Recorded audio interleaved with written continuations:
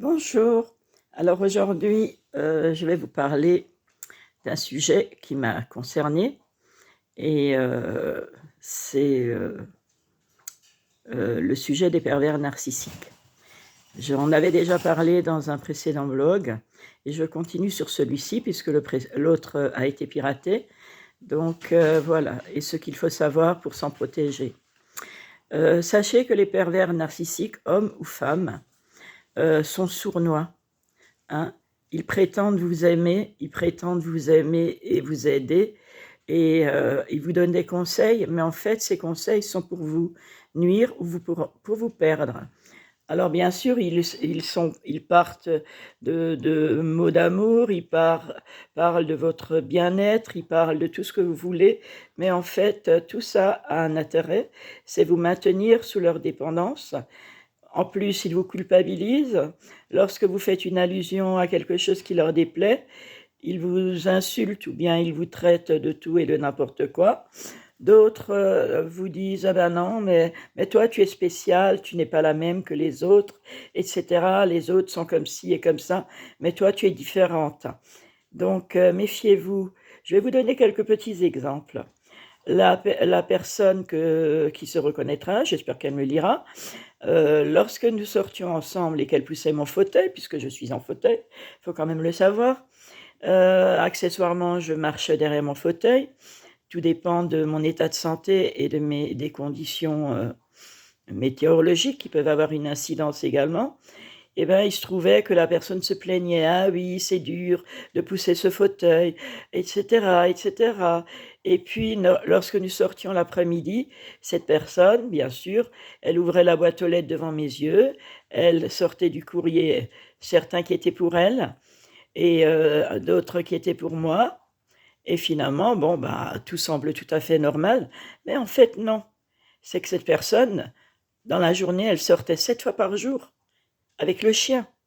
Le chien rentrait des fois, il avait pissé à l'intérieur. Il n'avait pas eu le temps de faire ses besoins. Est-ce que vous comprenez? Donc je vais vous expliquer ce qu'il faisait. Eh bien, lorsqu'il sortait, avant de sortir avec moi et le fauteuil l'après-midi, il allait à la boîte aux lettres, il triait le courrier qu'il avait envie de me dissimuler, de cacher, donc le courrier qu'il gardait à mon insu et qui était certainement le plus important. Et puis l'après-midi, l'air de rien, lorsque il ouvrait une deuxième fois la boîte aux lettres, eh ben, tout semblait dans le meilleur des mondes, mais ce n'était pas du tout le cas. Et ça a fonctionné comme ça longtemps, longtemps, jusqu'à ce que je me rende compte qu'il me prenait pour une imbécile que je ne suis pas. Bref, ça c'est un exemple pour le comportement d'un homme, mais je pourrais vous en citer plein. Hein. Ces personnes, en plus, euh, elles tissent leur toile, elles ont plusieurs personnes, plusieurs victimes et proies, enfin proies d'abord et victimes ensuite en même temps. Donc si une d'elles ne fonctionne pas, elles vont se rabattre sur une autre. Voilà. Hein, elles envoient les mêmes poèmes à chaque personne, elles donnent les mêmes mots d'amour à chaque personne, elles se comportent d'une manière pour rendre les personnes intéressantes ou pour les valoriser, alors qu'en fait, elles n'ont pas de cœur, elles n'ont pas d'âme, et finalement, tout ce qu'elles disent, c'est pour les appâter. Parce que ces personnes sont en situation de vulnérabilité ou de faiblesse. Alors un autre exemple pour une femme que j'ai dans ma famille, mais ce n'est pas la seule, c'est que ces personnes-là, elles vous culpabilisent parce qu'elles font semblant de vous aider, elles vous culpabilisent, elles vous disent oui, je m'occupe de toi, je n'ai même pas le temps de faire ce que j'ai à faire, et ci et ça. Elles sont encore pires, les femmes sont encore pires, elles sont sournoises. Et ce dont elles vous accusent, en général, sachez-le bien, que ça les concerne elles. Et prenez-en conscience et respectez-vous, parce que ces personnes sont diaboliques. Et comme je le disais, elles n'ont pas de cœur et pas d'âme. Bref, je vais vous donner un exemple. Le comportement que cette personne de ma famille avait vis-à-vis de moi, à la limite, elle me considérait pire que mon chien, alors que mon chien, je le respecte.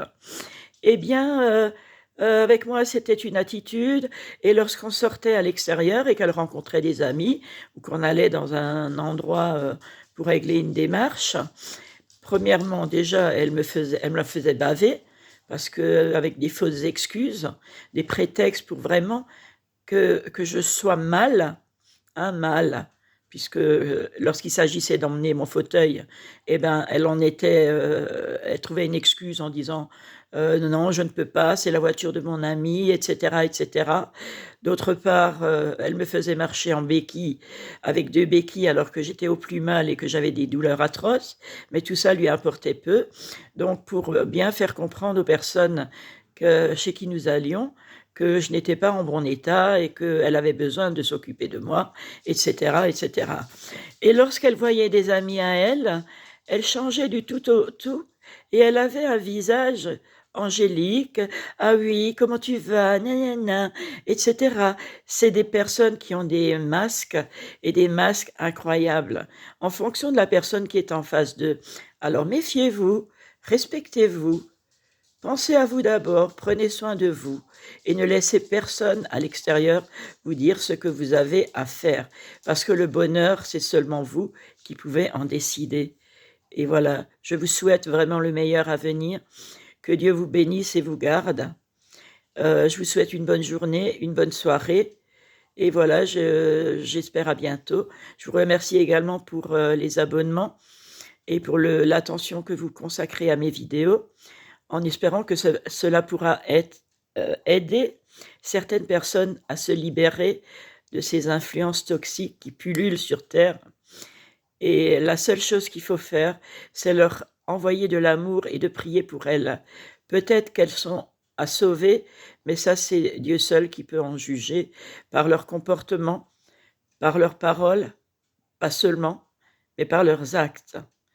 Donc voilà, et par la foi en Jésus-Christ notre Sauveur, qui s'est sacrifié pour nous sur la croix et qui est notre Rédempteur, et personne d'autre ne nous sauvera que lui-même.